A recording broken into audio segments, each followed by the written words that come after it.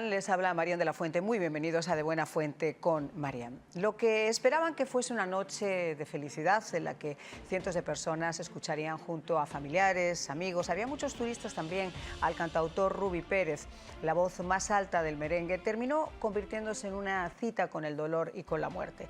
Entrada a la madrugada de este martes, el presidente de la República Dominicana, Luis Abinader, recibió una llamada telefónica por parte de la gobernadora de la provincia de Montecristi, de Nelcy Cruz. Le avisaba que nuestro querido país caribeño acababa de sufrir una de las peores tragedias de su historia: el derrumbe del techo de la popular discoteca Jet Set, donde hasta el momento la cifra de muertos de hace instantes ascendía a los 221 personas fallecidas, según cifras oficiales que tristemente van aumentando con el paso de las horas. Hay además más de 200 heridos. Cruz estaba llamando al mandatario, herida entre la montaña de escombros. A pesar de que pudo ser rescatado, un poquito más tarde murió en un hospital de Santo Domingo sin que nadie pudiera predecir una tragedia de esta magnitud, como les decía, la mayor en la historia del país. El techo de Jet Set se derrumbó casi una hora después de que comenzara ese concierto de merengue de Ruby Pérez, un artista de amplio reconocimiento y que después de una marea de desinformación que lo daban por vivo, terminó tristemente sumándose a quienes perdieron la vida en un evento que quizá podría haber sido evitado. Hay un vídeo que circula en redes sociales que muestra partes de ese techo que comienzan a caer mientras algunos de los asistentes se dan cuenta y corren despavoridos hacia la salida. No hubo tiempo. La estructura del techo sobrecargada, como extraoficialmente han explicado algunos de los rescatistas, y a juzgar por los escombros y las piezas de equipo que iban encontrando a su paso hacia las víctimas, cedió sin misericordia. Oficialmente aún no se ha dado ninguna explicación sobre lo que pudo haber ocurrido, porque mientras haya cadáveres o posibles personas con vida aún enterradas, la prioridad obviamente son las víctimas. Después, y eso es lo que se esperaría de una democracia seria y de un gobierno eficiente que respalde la seguridad de las víctimas frente a los apellidos de familias ilustres, habrá tiempo para investigar a fondo si hubo negligencia y si esta tragedia pudo ser evitada. Porque más allá de las especulaciones, lo cierto es que si no hay un temblor fuerte que afecte seriamente los cimientos o un golpe brusco y certero en partes vitales de la estructura, como vimos por ejemplo en las Torres Gemelas, donde los terroristas supieron impactar el avión en el piso exacto donde se encontraban los pilares principales que sostenían la torre para hacerla caer como naipes, o hay un fallo estructural agravado por la falta de control o inspecciones de seguridad o una sobrecarga en la azotea, un derrumbe inmediato, señores, es obvio que no se produce sin avisos. Y aquí, a juzgar por varios testimonios de personas que trabajaban allí, llevaban meses recogiendo arena que caía del techo de la discoteca, una estructura hecha además hace 45 años para albergar una sala de cine, el Cine El Portal, y que quizá no estaba diseñada o que no había recibido las inspecciones o los permisos estructurales necesarios para garantizar con el tiempo que lo que se había construido como techo del cine iba a ser una entreplanta sobre la que construirían además una segunda sala VIP y donde además cargarían los equipos que la hacían funcionar como una megadiscoteca, que por cierto estaban todos en el techo de la azotea, incluyendo, según parece, esas potentes unidades de aire acondicionado, planta generadora eléctrica, luces, altavoces y pesadas capas de un aislante que usan para impermeabilizar ese techo. La discoteca tuvo su última reforma integral en el año 2015, justo cuando se ampliaron sus escenarios y se construyó esta nueva sala VIP en el segundo piso. Los vecinos desde entonces habían denunciado aparentemente obras irregulares en la expansión de esos aires acondicionados y protestaban por los altos decibelios sin que la Fiscalía hubiera hecho nada al respecto, por tratarse, según dicen, de Jet Set. Factores todos que, más allá de las especulaciones de ahora, tienen que ser investigados con rigor, porque más de 221 muertes y casi 225 heridos exigen justicia, más allá de que Jet Set haya sido o sea propiedad de la familia Espaillat, manejada por Antonio Espaillat, un empresario muy prominente en el sector de los medios de comunicación en República Dominicana, cercano además a varios negocios, a la poderosa familia Vicini y al propio presidente Abinader en diversas acciones de su administración, quien puso, nada más conocer la noticia, todos los recursos del Estado para ayudar a mitigar esta tragedia y declaró 3 días de duelo nacional. Además de la muerte del cantante Rubí Pérez, también perdieron la vida el ex lanzador de béisbol Octavio Dotel, el beisbolista Enrique Blanco, la gobernadora Cruz. Ya sabemos que en el día de hoy esos equipos rescatistas que llegaron a 370 personas se han disminuido, obviamente porque ya no es tristemente necesario. Sin embargo, aún continúan esos esfuerzos porque haya un rayito de esperanza y de esa montaña de escombros vuelva a resurgir la vida. Sobre esto y en homenaje también a nuestros amigos dominicanos, queremos dedicar el espacio del día de hoy en De Buena Fuente con Marian. Comenzamos. Desde República Dominicana se va a incorporar con nosotros. Están justo en estos momentos en la rueda de prensa que ofrecen las autoridades, el COE, para dar los últimos apuntes tanto del estado de los heridos como tristemente esa cifra de muertos. Ildemari Mata, que es la directora de prensa de Supercanal, uno de los canales más importantes de República Dominicana, se va a sumar a nuestra conexión en cuanto termine esa rueda de prensa que yo les comentaba, y también Delfín Rodríguez, que es el subdirector de Defensa Civil en Dominicana, que es una de las personas que están interviniendo en esta rueda de prensa. Pero mientras hacemos esas conexiones, vamos a recordar un poquito qué fue lo que ocurrió.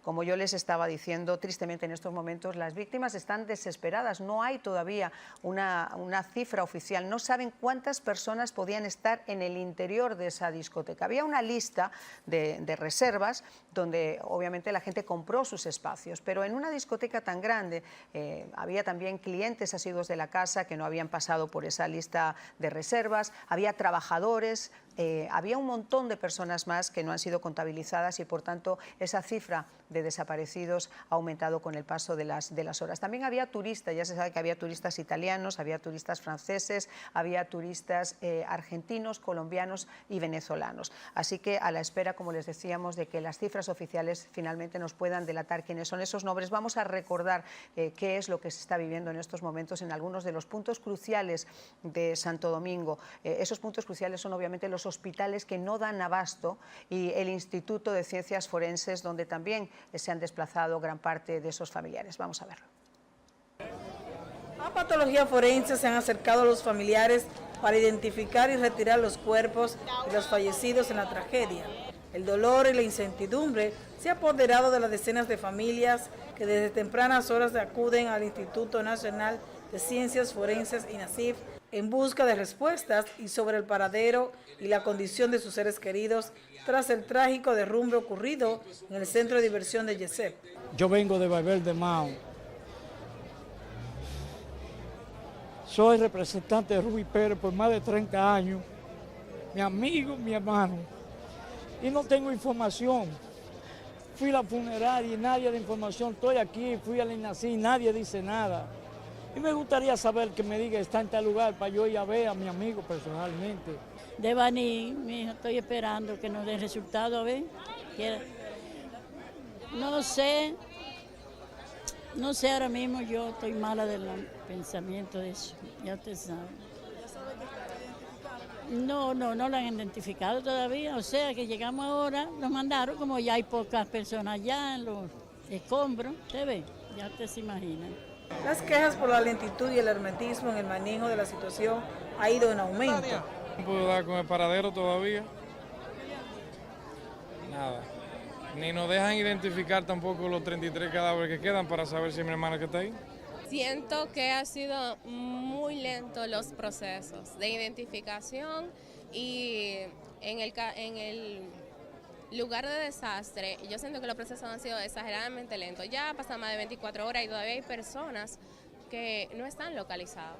Actualmente lo único que me solicitaron fue una foto y yo le agregué la cédula para que si la identifican puedan llamarla por el nombre, una cena con una cara sin un nombre. El rescatista Agustín Burgo, al acudir a la patología forense, ofrece detalles de lo que vio en el derrumbe de la discoteca Yesep. Uno como humano y como familiar se desespera, pero realmente hay que dejar que trabaje, todo a su tiempo. Lógico fuera que ellos publicaran afuera un listado grande en pantalla, mira, estos son los que están identificados, Estos no están identificados, no ponen foto evidentemente, pero darle facilidad a las personas directas, familiares directas, que no encuentran una persona que pueda pasar a la sala ordenadamente y decir sí o no en el secretario. Allá quedan muchos cuerpos realmente, porque debajo de los escombros todavía se pueden esperar muchos, habían demasiadas personas presentes en la actividad. No se sabe cuánto en la estampida salieron, pero sí sabemos más o menos cuántos salieron heridos, cuántos hay fallecidos, y no nos dan la suma de todo el total que había allá. Hasta el momento, más de 50 personas han sido identificadas y varias entregadas a sus familiares, y quedan otras pendientes por identificar. Bueno, señores, pues esta situación obviamente es absolutamente terrible. Muchos familiares en estos momentos no pueden saber qué ha pasado con sus seres queridos y si es agotador, si es absolutamente terrible encontrarte con que uno de tus familiares ha perdido la vida, como veíamos también en algunos de los vídeos que circulaban por las redes cuando la familia del propio Rubi Pérez le comentaban que había perdido la vida.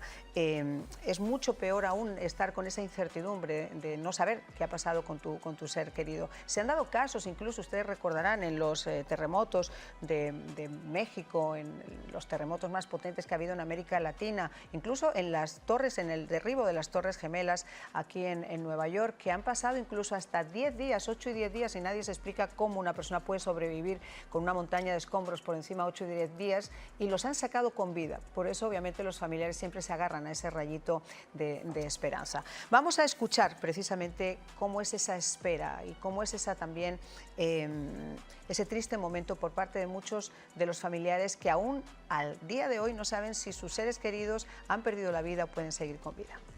Hasta ahora no hemos dado con ningún tipo de información con mi prima. Ella se llama Leandra Perafán Lorenzo, María Leandra Perafán Lorenzo. Tenemos, la familia está dividida, hay un grupo que está allá en Isla esperando que diga alguna información, y los cuerpos que están sin identificar, hay un total desorden, no lo permiten pasar, no permiten que hagan nada. Entonces, realmente,